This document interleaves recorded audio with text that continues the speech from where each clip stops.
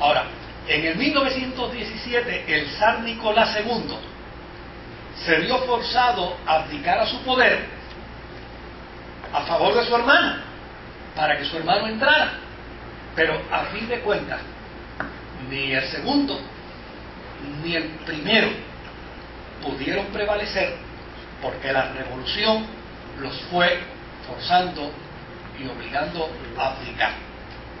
Así que el gobierno ruso, una vez sale de estos zares, tiene un sistema de gobierno tipo república moderada, que tenían en mente crear una república capitalista liberal. Pero desde luego, ese gobierno no pudo imponerse, y finalmente, como no se pudo imponer ni en lo económico ni en lo político, finalmente viene entonces la cuestión de los nuevos filósofos que siguen a Marx, por ejemplo Lenin, y desde luego en el 1917, un 6 de noviembre, se impone ese pensamiento filosófico dentro de Rusia. Una vez dueño del poder, Lenin procedió con rapidez a poner en marcha su vasto programa de reorganización social, nacionalizando las tierras, todos los bancos, y desde luego poniendo bajo la vigilancia del gobierno todo movimiento dentro de Rusia. ¿Quiénes fueron los primeros que protestaron? Las iglesias. ¿Y qué hizo el gobierno ruso? Las confiscó. Ese pasaje me recuerda a mi alma. Sí, ¿no? Bueno, pues claro, porque lo que sucedió en Cuba es copia fiel y exacta de lo que pasaba, y lo que está sucediendo en Venezuela es copia fiel y exacta de lo que pasó. O sea, es una copia.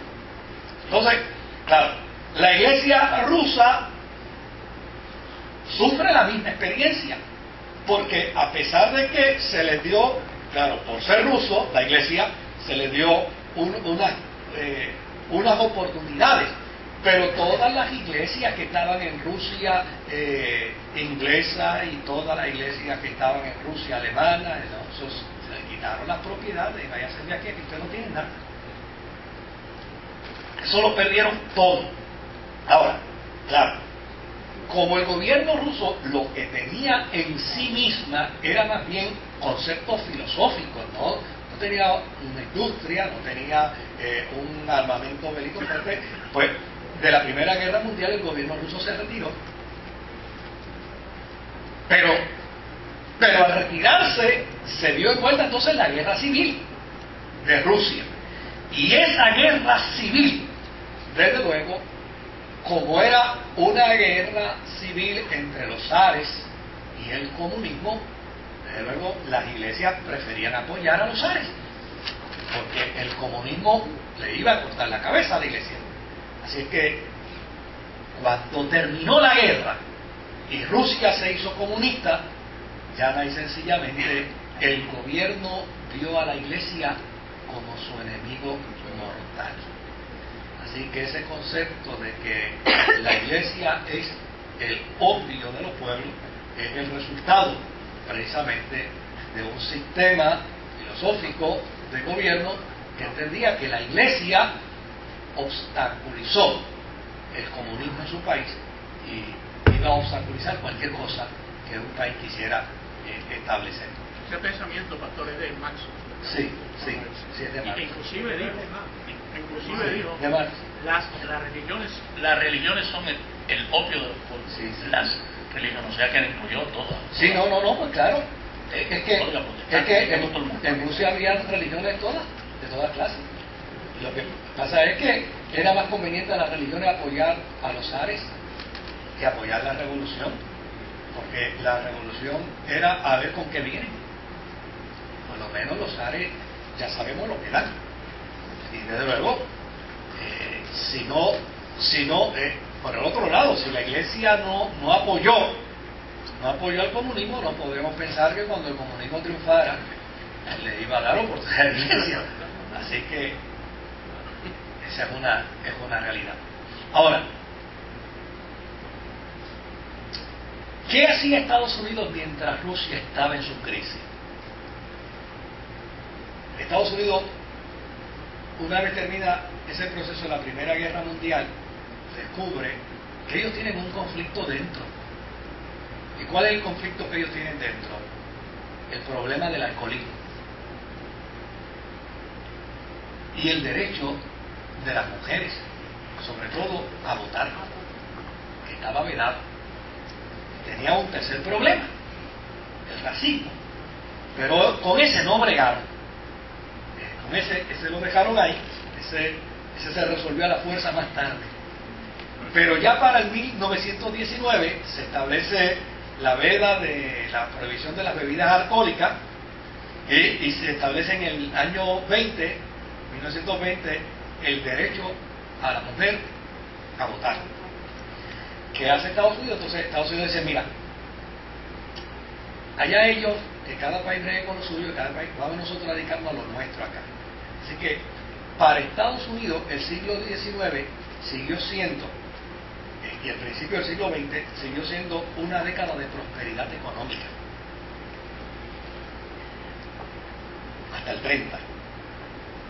El 30 vino entonces la depresión, la Gran Depresión, y la Gran Depresión obviamente es el resultado de la crisis mundial que ya existía, pero desde luego junto con la depresión vino Roosevelt, que está catalogado, su gestión de gobierno en el tiempo de la depresión fue excelentísima, y desde luego él no es el factor determinante, ¿verdad? Pero era el presidente en ese momento, y gracias a Roosevelt el problema de la depresión fue superado, porque de la misma forma que podemos decir unas cosas negativas, podemos decir otras cosas positivas. El gobierno norteamericano ha tenido una capacidad extraordinaria para unirse en momentos de crisis.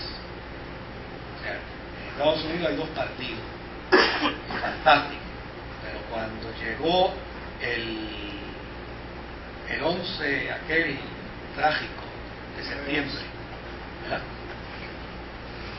Allí se olvidaron de partidos políticos y ya necesariamente se tomaron decisiones que hoy se critican, y ahora parece que nadie estaba de acuerdo con la guerra de Irak, pero cuando sonaron los aviones en las torres todo el mundo estaba de acuerdo. Después entonces dijeron, no, ahora resulta que ni Bush estaba de acuerdo. En aquel momento estaba de acuerdo todo el mundo.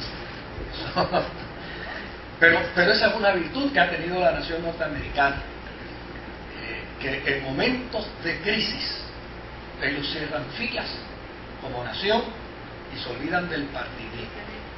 Y desde luego los historiadores postulan que gracias al gobierno de Roosevelt y al empeño que puso el pueblo norteamericano a superar aquella crisis, obviamente se superó. Claro, en México estaba pasando también lo mismo. México tuvo su revolución en el 1910, y en México la revolución duró varias décadas, y allí lo que es extraordinario es que nadie sabía ni por qué peleaba. Allí hubo coroneles que no sabían ni a quién les respondían. Es una cosa graciosísima, pero es parte de la historia. Ahora, lo que sí es importante resaltar es que en México también a las iglesias se les confiscó sus propiedades, porque para la iglesia es más fácil mantenerse en la posición de, mira, si los que están nos benefician, ¿para qué aventurar con alguien que tal vez no vamos a quedarnos así como estamos? Que fue el error que cometieron los cristianos en Alemania. En Alemania el primer levantamiento de Hitler fue contra los judíos, pero ¿qué decían los católicos y qué decían los testigos de Jehová y qué decían los evangélicos? Decían, eso es con los judíos, allá ellos.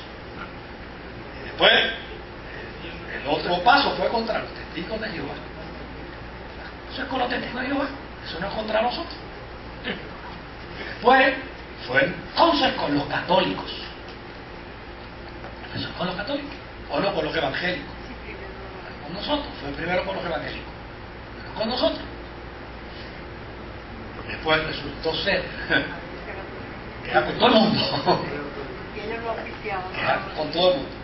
Y una de las cosas que, claro, que ese locus, porque ese loco se mantuvo pensando y entendiéndose siempre cristiano, ¿sabes? Ese es un cristiano en el infierno. Ustedes sepan, ¿verdad?